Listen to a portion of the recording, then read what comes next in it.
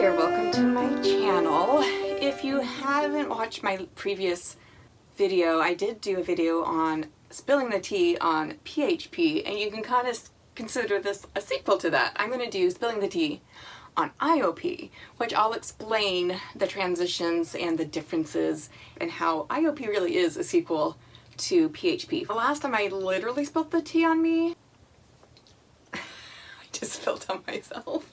I'm literally spilling the tea. But I hopefully this time will not be spilling the tea literally and just be giving you the info that you all deserve. So today I'm drinking, I got my fine china out for all you lovely people. And I am drinking, again like last time, it's Good Hope Vanilla Red Tea. It's like a rooibos tea. It's very good. It's my favorite tea. I'm more of a coffee drinker, but this tea I really love. And it's caffeine free, which if you are in treatment, like PHP, IOP, places I went to, you weren't allowed to have caffeine. So this was something that I really enjoyed. So cheers. It's so good. I also wanted to welcome you to my room. This is my special room. I have all boys. I have 3 sons and my husband. So I have created this room and I welcome you into it. I really want to be able to just welcome you, and as I hope it feels that you're here and we're chatting, and that's why I do a lot of my videos in this room, because it's very special to me. Again, being with all boys, I wanted to create a space that was very girly and frilly and just somewhere relaxing. My boys come in here a lot and we like to hang out and we have tea parties and all sorts of stuff. And sometime I might even give you guys a tour of this room. It's not big, which is why I actually like it, because it feels just really cozy and safe. And some people can call something like this a she shed. Some people call it a woman cave, lady lounge. My boys came up with a pretty cool name for mine. It's my Princess Palace. So welcome to my Princess Palace. And I hope that you enjoy hanging out with me. All right, so if you are new to my channel, I am recovering from a recent relapse with my eating disorder. My eating disorder started at age 9, and I had several years of being recovered in my adult life, and I have recently relapsed about 1.5 years ago. So I've been through different forms of treatments in the last year, and I am sharing that with you today because I really thought it was going to be a lot scarier than what it really was. The unknown was really hard for me, so I hope that I can shed some light and share information. The other thing about me is I wear a lot of hats. I'm a mom, a wife, I own a business, and I'm a professional musician, so I'm wearing a lot of hats and juggling a lot. So right now, one of my hats, of course, is recovery, and I have to intentionally and consciously put my recovery hat on every single day. The other hats kind of just follow me wherever I go, but this is one that I really have to intentionally put on myself, and it's not as natural for me, and I'm still in that stage of recovery where it's something where I'm motivated a lot of days. Some days I'm not. I do want to have recovery. It is something that I am having to really choose, again, consciously every day. So if you would like, grab some tea, some coffee, whatever you would like. I will start to tell you about my experience at IOP and really the structure of it too. So PHP is Partial Hospitalization Program. Again, I have another video that I did explaining all about PHP and my experience from it and what kind of things I felt. So IOP stands for Intensive Outpatient Program. So Partial Hospitalization Program, IOP is Intensive Outpatient Program. So what does that all mean, and what is it like? You'll find a lot of information about PHP on my other video and the structure of it. I won't be going over all of that, but I will be going over some of that and really the differences that I have noticed between PHP and IOP. So PHP, I've been in a couple different programs. One was 6 days a week, one was 7 days a week, and you're you get to come home every night, and then you get up and you're basically there all day, and then you come home. So it's as if you are in, I mean, it's a hospitalization program. You're there to get medically stable. You're there to try to get a hold on your eating disorder so that you can eventually go to an outpatient team and be able to balance your life and recovery. So IOP is very similar. You're in the same space with the same people, you're just there less. So I was in one program that the IOP was 3 days a week and less hours. You're not there for the full day. And I was also in a program where IOP was 5 days a week, but a lot less time. So every program is very different, and I want to recognize that. They're going to have similarities, but they're also going to have differences. Also, everyone has their own recovery, so your own experience is going to be very different. My first time, about a year ago, when I went into PHP and IOP, was very different. It was a very different experience, very different journey than this last time that I went in. It's definitely different each time you're in, even the same program. Your experience can be very different. So with the knowledge that PHP is usually more days and IOP is less days and less time, it might just seem like, well, it is the same program, you're just there less. I kind of thought that at first. But then I actually realized it towards the end of my IOP the first time, but I really realized it and recognized it before I even stepped down to IOP this last time. And there are a lot of differences as far as what it is preparing you for different things. PHP, I really felt like it was there to, you needed higher level care, you wasn't sure what you needed. By the time you are stepping down, and that's how it works, you go from PHP and you'll be in there, it's different. The first time I was there for maybe 6 weeks, the last time I was in PHP for maybe 2 to 3 months. So it can be different for everyone. And then you step down to IOP. Yes, it's less time, but there's a point to it. There should be, if you are really taking advantage of the program, there should be an advantage for the fact that it is less time. I'm going to go over that. So very briefly, PHP, you have a lot of groups and classes. You have everything from meals, obviously. It's very scheduled. You have support. So it's something that you really do get used to, and it gets easier, and it doesn't seem, at first it might seem awkward trying to, stick to the schedule with all these other people you don't know, but you get to know them, and the meals seem, everyone else is in the same situation. So, I mean, I have had situations in meal times where I literally had panic attacks, I melted down, I cried, I had to leave. Sometimes I was a mess, and sometimes I had things together. But that's okay. Like, this is the space that you have to melt down, and it's like no big deal. Like, everyone's like, okay, you're melting down today. I melted down yesterday. It's very supportive. You have different classes besides the meals. You might have a process group, or a group where everyone's together and you are just processing your feelings as a group. Kind of be like, let's say, meeting with a therapist. There is a therapist there, and instead of just an individual, it's a group, and everyone gets to share and get support from the therapist, get support from each other. It might seem weird to be sharing personal stuff about your eating disorder with these people. A good leader of the process group will make it feel very natural and easy to talk. You also have different things like nutrition groups where you learn about nutrition, or planning, like weekend planning, trying to plan things out so that you have plans for maybe the time that you're not in treatment. And health teaching, one of the program I went to, they had yoga, they had art therapy, and yeah, lots of different groups. Besides the groups, you do meet with a psychiatrist once a week, and you do meet with your therapist, and you will do individual sessions. You can also have the option of doing family sessions. I think I forgot to include in the PHP video about the dietitian much, but I'll go over that a little bit more. You do meet with a dietitian, and you meet with a dietitian to go over your meal plans, and they help you get meal plans. So everything is really done for you and it's individualized. Everyone's going to have a slightly different meal plan because everyone's needs are different. Everyone is in different stages of recovery. They know what you need, and it's hard to trust that because especially if you've been restricting and you go in there, it's hard to trust that. It seems like a lot of food, and it's hard to trust that, and it's hard to buy into it.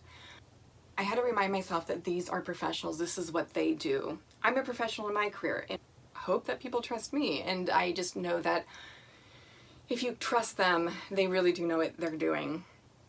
It can be hard, but they are there to help you. And your eating disorder will not like the dietitian a lot of times, but they really are there to help you.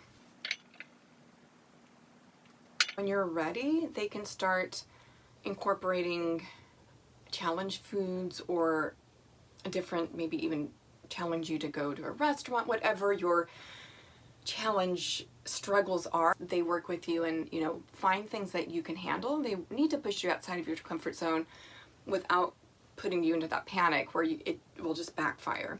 But there is that balance where they do push you, and it helps. I mean, just exposure and repeating challenges is really the best way to get over some of these fears or your fear foods. So that's another thing the dietitian helps you with. So yes, you do have the same structure and you meet with the same people in PHP and IOP. So what's the difference? I think what surprised me that there was a difference. It isn't just a matter of you're there less. There really is a purpose that, at least from my perspective, there was a purpose to it being less. One, you should be more stable by the time you're stepping down. That's the hope, at least. You should have more motivation, self-motivation by then. The first time I went through PHP and IOP, I really did not have that much motivation the entire time. I was like, woohoo, I'm stepping down to IOP, I can be here less. I was really checking the boxes and trying to get out of there. And the second time, this last time around, I really I found my motivation. I'm not sure exactly how. There's a lot that kind of went into that. But I did find my motivation, and my outlook was definitely different. Both of my experiences this last year, I do see that IOP, the fact that it's less, it's not like a negative, like you're getting less treatment or you're getting less support. You're actually getting this, how can I put it? When you're in treatment, I like to kind of view it as you're in this treatment bubble and you're not really in the real world. You're getting all the support because you need that support. But you're able to eat, you're able to stick to a schedule because it's in the schedule. Like, that's all you have to do there. So when you go to the real world, it's so easy to slip back into old habits. And the great thing about IOP is that you have both. You have both worlds. You can go to treatment, get all this support, all this knowledge, and then you can practice it in your real life.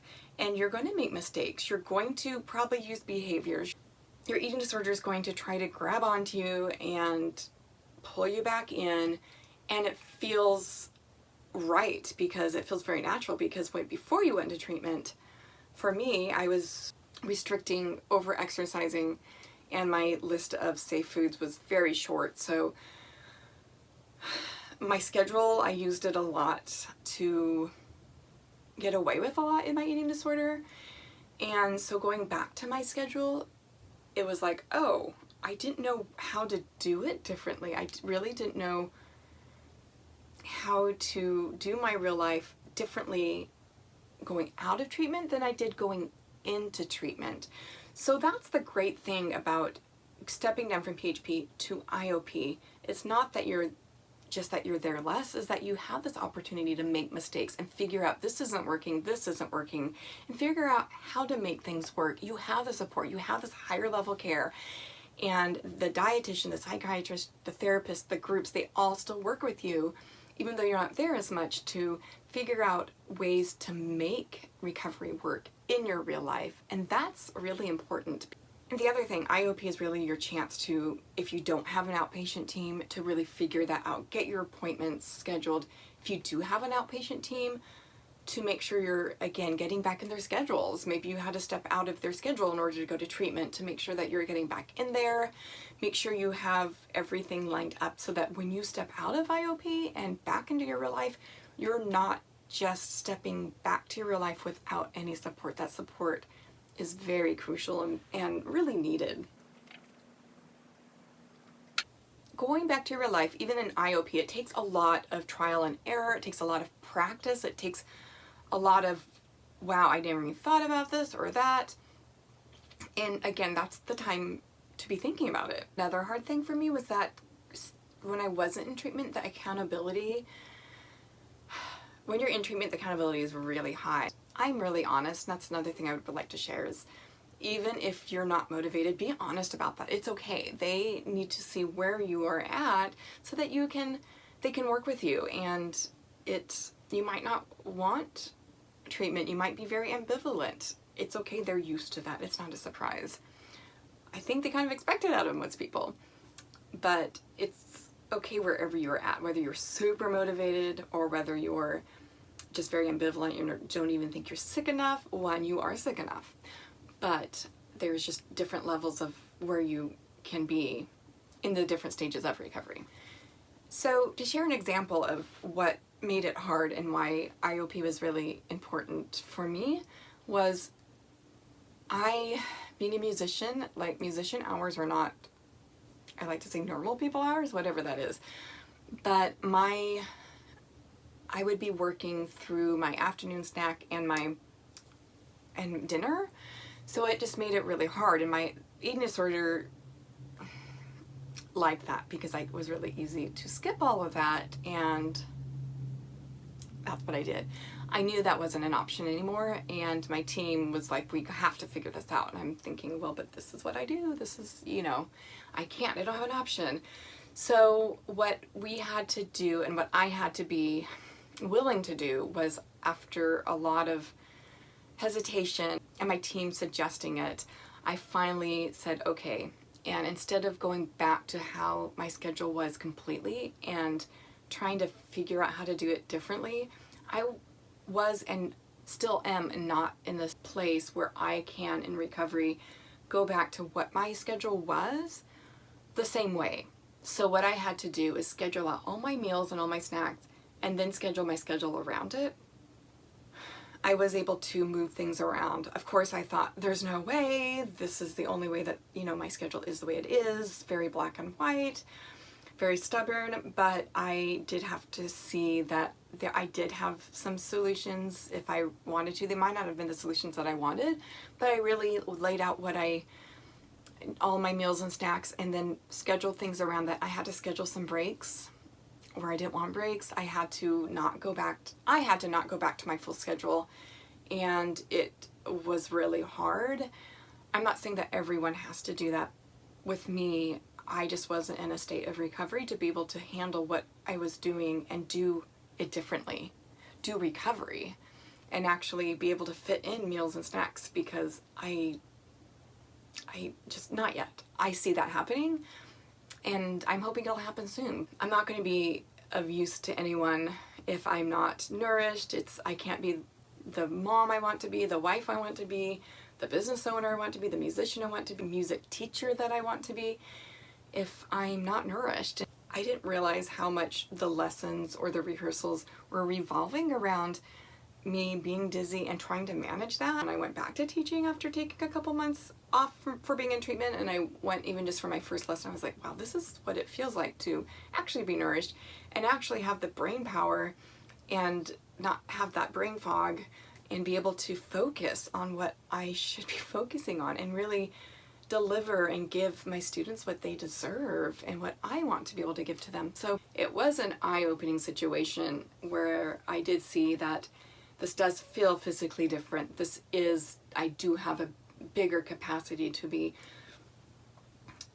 able to give the advice I need to be sharing or be rehearsing, or, my fine motor skills work a lot better when I'm eating regularly than skipping all of that and trying to play and not really have the right nutrients to actually be able to do that.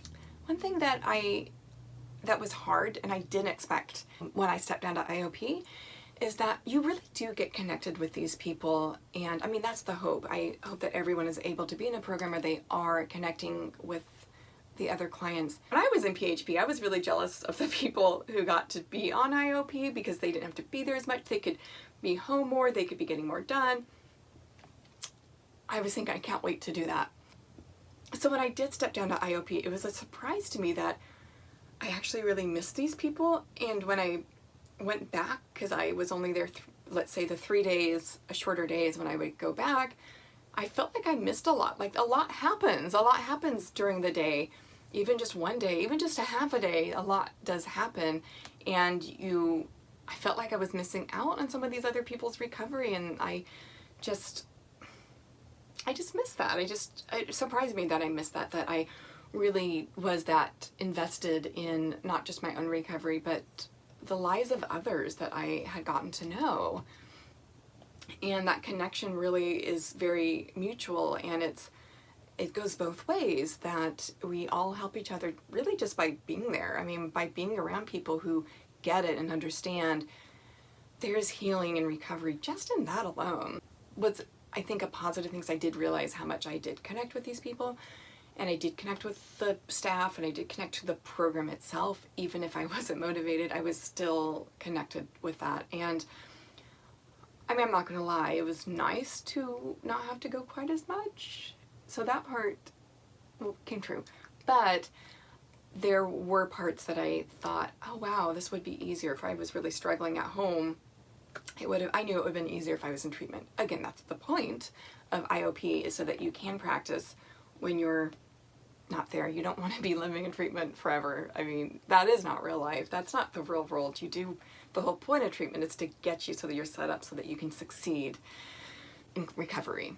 Let me know if you have any questions. Please subscribe to my channel. Like this video if you're getting anything out of it. Ask me questions. Let me know if there's anything else you would like me to talk about, or let me know what your experiences were. I would love to hear about other people's experiences when they're in PHP, IOP, outpatient, anything. I would love to connect with you guys, which is the point of this channel. So anyways, cheers to you all, and I will see you in the next video. Love to you all.